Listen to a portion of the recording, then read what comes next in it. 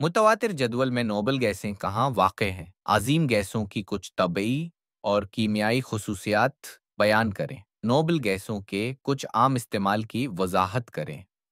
Nobel گیسیں متواتر جدول میں گروپ شو میں واقع غیر دھاتیں ہیں۔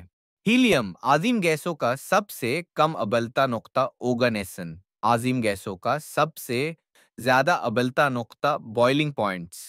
تمام عظیم گیسوں کے ابلتے پوائنٹس کم ہوتے ہیں جیسا کہ آپ گروپ کے نیچے جاتے ہیں، ابلتا نقطہ بڑھتا ہے۔ ہیلیم دراصل کسی بھی عنصر کا سب سے کم ابلتا نقطہ ہے۔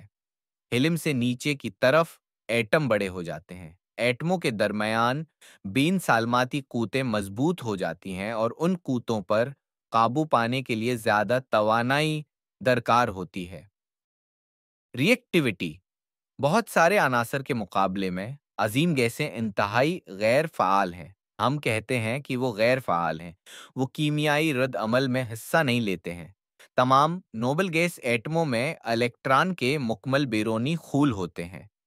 عناصر مکمل بیرونی خول حاصل کرنے کے لیے الیکٹرانوں کو حاصل کرنے، کھونے یا بانٹ کر رد عمل ظاہر کرتے ہیں۔ چونکہ نوبل گیسوں کا پہلے سے ہی ایک مکمل بیرونی خول ہوتا ہے، انہیں رد عمل ظاہر کرنے کی ضرورت نہیں ہوتی، اس لیے وہ بہت غیر فعال ہوتی ہیں۔ ہیلیم کا ابلتا نقطہ انتہائی کم ہے اور یہ اسے بہت مفید بناتا ہے۔ ہیلیم کو سپر کنڈکٹنگ میگنیٹ کو ٹھنڈا کرنے کے لیے استعمال کیا جا سکتا ہے، جو تحقیق اور طبی امیجنگ میں ضروری ہیں۔ اسے ٹیکنالوجی کی صنعت میں لیک کی جانچ کے لیے بھی استعمال کیا جا سکتا ہے، لیکن ہیلیم کو عام طور پر غباروں میں استعمال ہونے والی گیس کے نام سے جانا جاتا ہے۔ نیون علامات میں استعمال کے لیے مشہور ہے، جو شہر کے مناظر اور اشتہارات میں ایک مقبول منظر ہیں۔ ہیلیم کی طرح اس کا انتہائی کم ابلتا نقطہ اسے ان ایپلیکیشنز میں کارآمد بناتا ہے جن میں انتہائی کم درجہ حرارت کی ضرورت ہوتی ہے، جیسے کرائیوجنک ریفریجریشن۔ آرگن برقی روشنیوں میں استعمال ہوتا ہے۔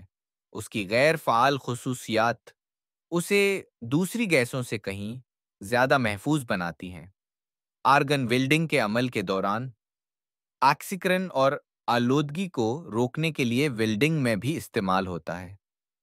آرگن لیزرز میں استعمال ہوتا ہے، جس میں بہت سے طبی اور سائنسی استعمال ہوتے ہیں۔ دا ایئر، نیون، آرگن، کرپٹن اور زینون ہوا میں پائے جاتے ہیں۔ جب ہم سانس لیتے ہیں تو ہم ان میں سانس لیتے ہیں، وہ ہوا کو مائع بنا کر، اور فریکشنل ٹیسٹلیشن نامی ایک عمل کو انجام دے کر حاصل کیا جا سکتا ہے۔ ریڈون تابکار ہے اور بھاری عناصر کے زوال سے پیدا ہوتا ہے۔